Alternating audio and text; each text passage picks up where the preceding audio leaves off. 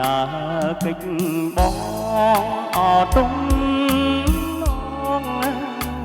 អើយជាអៀនអើយបងក៏មិនហ៊ានអកាត់ចិត្តអើយស្រែកថាអូនដើរចុះផ្ទះបងចូលព្រៃជ្រៅបងកាច់ការស្មៅកាន់ហើយគិត